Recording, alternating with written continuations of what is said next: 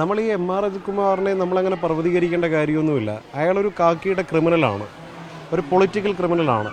അയാളെ നമ്മളിങ്ങനെ ഒരു പർവ്വതീകരിച്ച് അയാളെന്തോ വലിയ സംഭവമാണെന്നൊന്നും ചിത്രീകരിക്കേണ്ട ഒരു കാര്യമുണ്ടെന്ന് എനിക്ക് തോന്നുന്നില്ല. അദ്ദേഹം ഒരു ആഭ്യന്തര വകുപ്പ് മന്ത്രി എന്ന രീതിയിൽ അദ്ദേഹത്തിന് നമ്മുടെ സ്റ്റേറ്റിൻ്റെ ഒരു താല്പര്യം കൂടി, അല്ലെങ്കിൽ നമ്മുടെ ഒരു നിയമവ്യവസ്ഥയുടെ താല്പര്യം കൂടി സംരക്ഷിക്കേണ്ടതായിട്ടുണ്ട്. തീർത്തും ഒരു പൊളിറ്റിക്കൽ താല്പര്യമായി മാത്രം അദ്ദേഹത്തിന് അത് കാണാൻ കഴിയില്ല.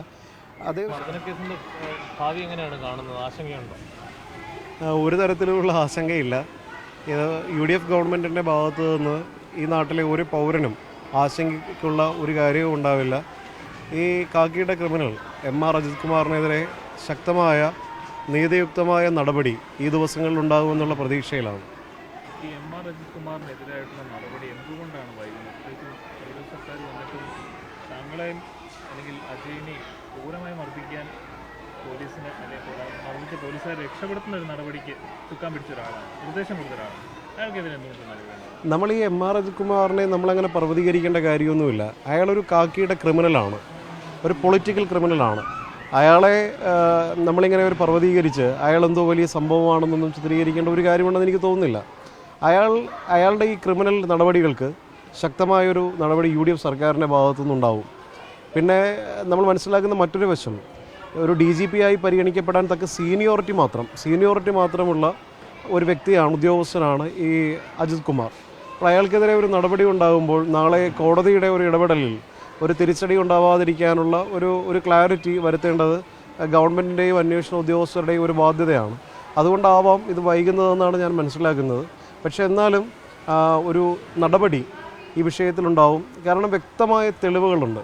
മുൻകാലങ്ങളിൽ അദ്ദേഹത്തിൻ്റെ ട്രാക്ക് റെക്കോർഡ് പരിശോധിച്ചാൽ ഈ വിഷയത്തിൽ ഗൺമാൻ്റെ മർദ്ദന കേസിൽ അന്വേഷണ ഉദ്യോഗസ്ഥരെ തിരുവനന്തപുരത്ത് വിളിച്ചു വരുത്തി റിപ്പോർട്ട് തിരുത്താനടക്കം ഇടപെട്ട, അട്ടിമറിക്കാൻ ശ്രമിച്ച ഇയാൾക്കെതിരെ ഒരു നടപടി ഉണ്ടാവണമെന്നുള്ളത് ഇത് കേരളത്തിലെ കോൺഗ്രസ്സുകാരുടെയോ UDF പ്രവർത്തകരുടെയോ മാത്രം ആവശ്യമല്ല. കേരളത്തിലെ പൊതുജനങ്ങളായ നല്ല കമ്മ്യൂണിസ്റ്റുകളുടെയും നല്ല BJPക്കാരുടെയും എല്ലാ രാഷ്ട്രീയ പാർട്ടികളിൽപ്പെട്ട ആളുകളുടെയും ഒക്കെ ഒരു താല്പര്യമാണ്. ആ താല്പര്യത്തിന് വിഘാതമായി ഒന്നും സംഭവിക്കില്ല എന്നുള്ള ഉറച്ച ബോധ്യം എനിക്കും അജയ് ജോയൽ കുര്യാക്കോസിനും UDF സംവിധാനത്തിനുമുണ്ട്. പിന്നെ ഗവൺമെൻറ്റിനെ നമുക്ക് പുറത്തുനിന്ന് വീക്ഷിക്കുന്നത് പോലെ അത്ര എളുപ്പമാണെന്ന് എനിക്ക് തോന്നുന്നില്ല. ഒരു സ്വാഭാവികമായ ഒരു നടപടിക്രമങ്ങൾക്ക് ഗവൺമെൻറ് നിൽക്കേണ്ടി വരും. കാര്യം അതൊരു നിയമ സംവിധാനങ്ങളാണല്ലോ.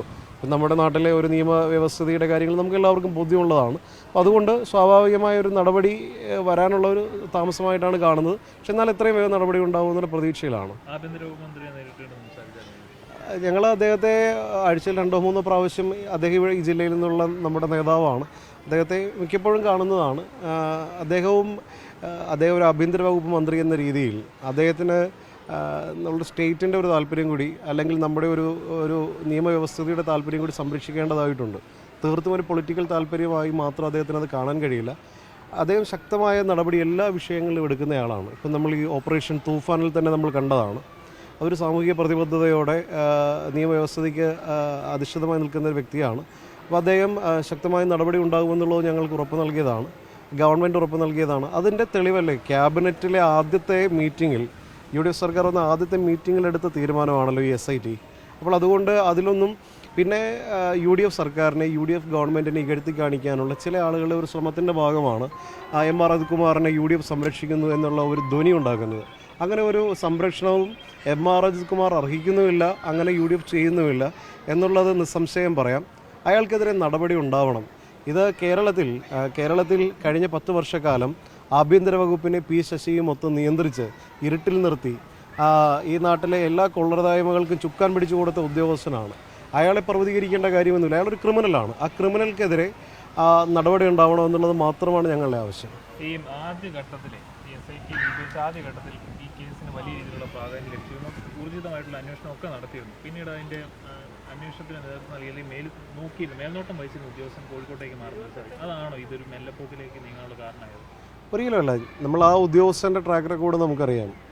ഒന്നിനും വഴങ്ങാത്ത, സത്യസന്ധമായി മാത്രം ജോലി ചെയ്യുന്നൊരു ഉദ്യോഗസ്ഥനാണ്. അത് മുൻകാലങ്ങളിലെല്ലാം അദ്ദേഹം തെളിയിച്ചിട്ടുള്ള ഉദ്യോഗസ്ഥനാണ്. അദ്ദേഹം ഇപ്പോഴും അദ്ദേഹം തന്നെയാണ് ഈ കേസിൻ്റെ മേൽനോട്ട ചുമതല. അത് വളരെ നല്ല രീതിയിൽ പോകുന്നുണ്ടെന്നാണ് മനസ്സിലാക്കുന്നത്. പിന്നെ എം.ആർ. അജിത് കുമാർ വളരെ മിടുക്കനായ ഒരു നല്ലൊരു അഭിനേതാവൊക്കെ ആയതുകൊണ്ട് അദ്ദേഹം അത് കൈകാര്യം ചെയ്യുന്നതാണ്.